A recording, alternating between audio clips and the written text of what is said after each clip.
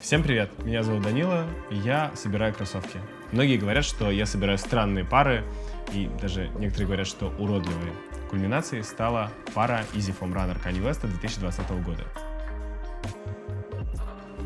По мне так, это самая красивая пара 2020 года. Убеждать я вас в этом, конечно, не буду. Скорее, я просто расскажу ее историю, расскажу о фигуре дизайнера, о том, как появился хайп на шлепанцы и сандалии, и о различных тайных символах и знаках, которые вокруг фоамраннеров есть.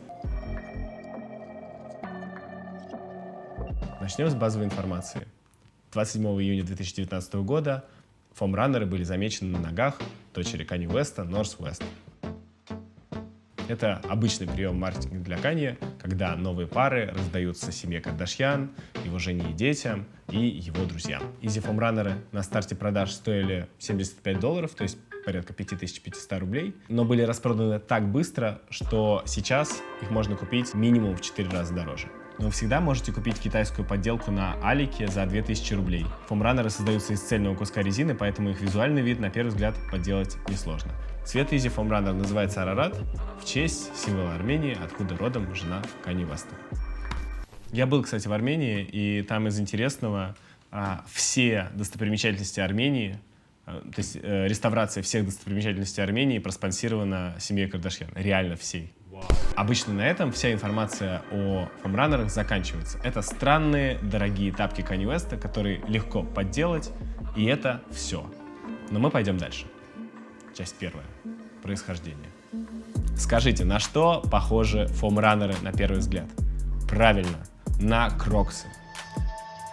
Но это слишком простой ответ, и поэтому мы сейчас с вами разберем, на что действительно похожа эта странная пара. Человек справа от Kanye — это дизайнер Стивен Смит. И он, кстати, похож на его соседа по даче. Он создал Easy Foam Runner. Его в сникер-комьюнити знают как человека, который любит разрушать кроссовочные каноны. Стивен Смит очень давно делает дизайны кроссовок. Одна из его первых легендарных моделей — это 997-е New Balance, которые вышли в 90-м году. И вы можете заметить, что они уже похожи на ботинки. А этот силуэт Adidas Artillery 91 года был вдохновлен Нью-Йорком, и он уже довольно странный. Тогда уже были высокие модели, например, Jordan из конца 80-х, но все равно это супер странная модель, правда? Nike Air Streak Spectrum Plus 2003 года. По этой паре уже видно, что Стив Смит обожает экспериментировать. На носке пламя, которое вдохновлено американской мотокультурой.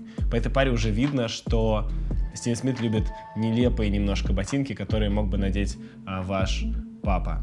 Но при этом они крутые, и их хочется носить самому. И мы подходим к самой безумной паре Стивена Смита. Это Reebok и Instapump Fury 94 года. Они были непонятными с подошвы до основы и шнуровки. И люди их любили и ненавидели. Даже в Reebok не все разделяли эксперименты Стивена Смита. А сам Стивен Смит говорил о том, что он хотел сделать концепт-кар от мира кроссовок. Посмотрите, как прототипы Instapump Fury похожи на Easy Foam Runner. Здесь и основа с отверстиями, и массивная подошва, и большая пятка. И Instapump Fury и Easy Foam Runner действительно похожи на гоночный автомобиль. Так что Instapump Fury — это один из родственников Easy Foam Runner, но не единственный. Пошли дальше. Посмотрите, как сделаны Easy Foam Runner. Они вылиты из единого куска резины.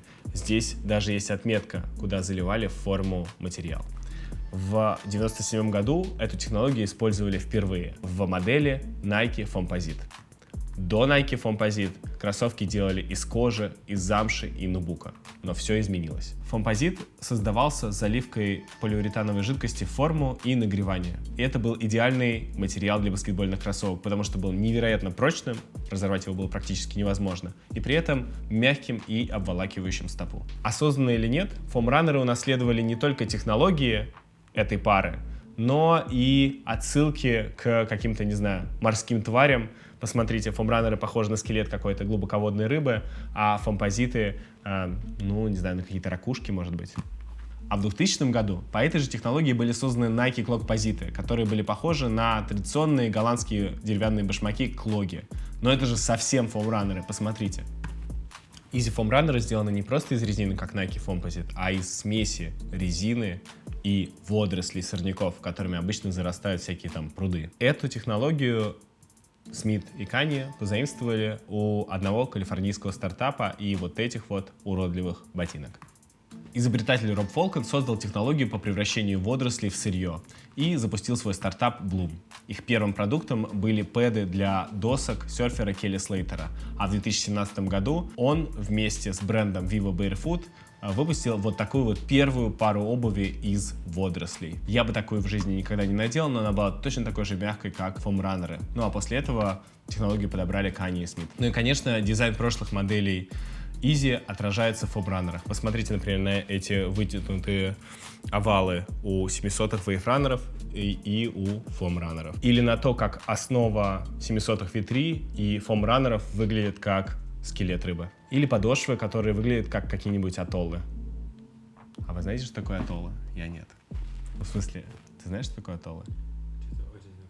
Атоллы, мне кажется, это какие-то... Что-то атолл, а вот вода. Это может быть атоллами? Может быть. Это атоллы. Да, и 350-е похожи на фоамранеры. Правда, не в жизни, а на одном из первых скетчей, которые сделал Стивен Смит. Но фоамранеры не стали бы легендой, если бы были связаны только с историей кроссовок. Все идет гораздо глубже. Часть 2. Вдохновение. Фоамранеры выглядят как смесь био и параметрического дизайна. Это принцип создания предметов, когда их формы максимально оптимизированы. Вот как этот стул, который создан благодаря алгоритмам. Пара выглядит так же. Где есть нагрузка на стопу, на носке и на пятке, там много материала. Где поддерживать ногу не нужно, материал тоньше или его совсем нет. В 2013 году Заха Хадид и кораблестроители Блом и Восс создали вот такой вот катер, который, очень похож на фоамранеры. Во многом потому, что один из главных методов Захи Хадид — это параметрия. Фоамранеры похожи на велосипедный шлем ровно поэтому же. Шлем должен быть максимально легким и иметь аэродинамическую форму для того, чтобы не тормозить велосипедиста. Ощущение максимальной оптимизации формы делает фоамранеры такими футуристичными. Погружаемся дальше. Как я уже говорил, Стивен Смит делает не кроссовки, а концепт-кары. И фоамранеры похожи на абсолютно конкретные гоночные тачки из определенного времени и конкретного авторства. А именно итальянца Луиджи Калани, который в 70-е и 80-е годы делал такие автомобили, что просто закачаешься.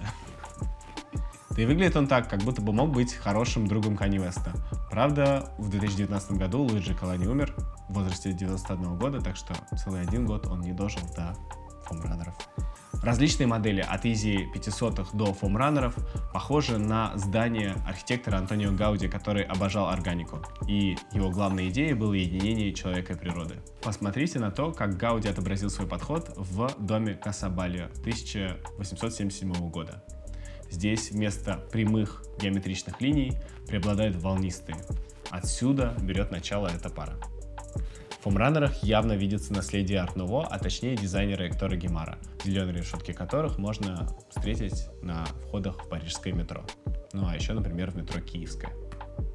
Но больше всего мне близко сравнение фоамранеров с «Чужим» монстром, созданным художником Хансом Руди Гигером в 1980 году для фильма «Чужой». Фоамранеры такие футуристичные, потому что они могли бы быть обувью инженеров из Прометея. И все-таки, как эти странные тапки «Чужих» с отсылками к арт-нуво и катерам Захи Хадид так хорошо продаются? Лирическое отступление. Хайп. В середине десятых годов модные дома выпустили на подиумы моделей в сандалиях и шлепанцах. Это было связано со многими причинами. Одна из них — это новая маркетинговая стратегия Биркенштоков и сандалий Тева. Через люкс они становились популярными снова и среди массовой аудитории. Другая причина связана с тем, что мода рефлексировала левое движение, демократизацию всего и вся, нормкор. Prada, Chanel, все остальные большие бренды выпускали свои шлепанцы и сандалии. Симбиоз элитарного и массового также родился из жизни новых селебрити, которые замещали люкс с чем-то очень простым. Помните шлепки Марка Цукерберга? Это вот оттуда. Кроме того, обувь из полезного предмета одежды в мем превратили тинейджеры. Такими были кроксы. Они были удобными и смешными. Самое крутое, что компания Crocs это заметила и сделала целую маркетинговую стратегию, связанную с этим. Так появились новые инфлюенсеры и новые коллаборации. В августе 2018 года Kanye West отправился на свадьбу 2 Chainz в очень маленьких шлепках, на много размеров меньше, чем у него нога. Твиттер взорвался, появилось огромное количество мемов, ну а Kanye через некоторое время ответил. Во-первых, он выложил картинку традиционной японской обуви Гетто и сказал, что он надел шлепанцы in a Japanese way. Следующим твитом была фотка в огромных шлепанцах невозможно нереальных размеров. Теперь нелепую обувь можно было носить в каком угодно виде, в каком угодно размере и к любому случаю. Полная демократизация. Kanye окончательно превратил обувь в мем. Другая часть хайпа, из которой состоят фоамраннеры, это тренд на экологичность. Хотя Yeezy напрямую не заявляют о том, что это экологичные кроссы, но вот эта вся история с тем, что это резина, перемешанная с водорослями, абсолютно про эко. В 2015 году компания Adidas вместе с экологической компанией Parley выпустили первые кроссовки, часть из которых была сделана из отходов, выброшенных на берега океана. И это было началом большой программы Adidas по экологизации создания новых пар. Если говорить про этот год, то в этом появилась уже пара Prime Blue, 80% которой сделана из отходов со дна, из берегов океанов. Компании по-разному подходят к экологичности.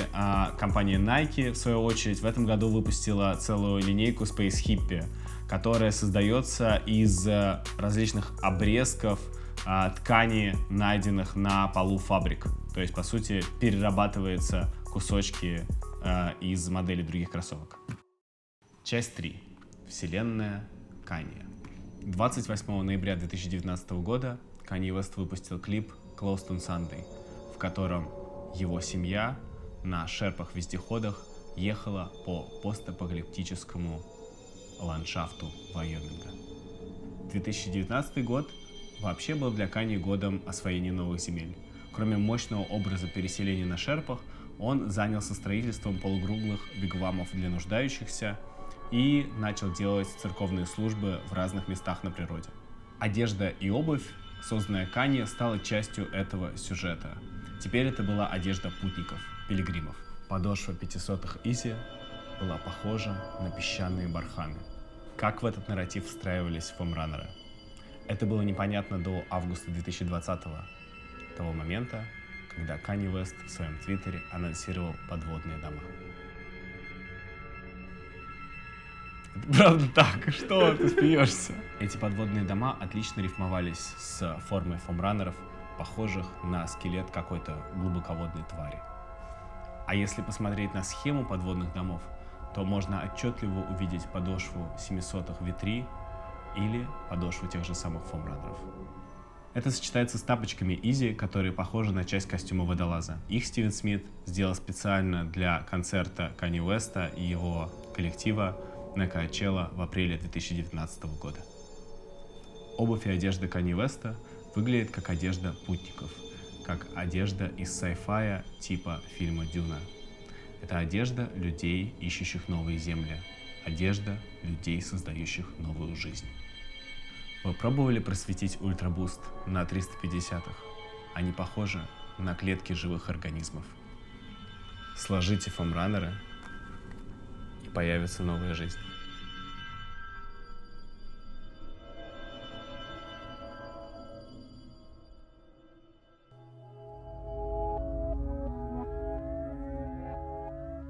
Любое произведение искусства состоит из этих частей. Первое — это понятная история создания, осознаваемая самими авторами. Второе — это наследие, которое пробивается через время.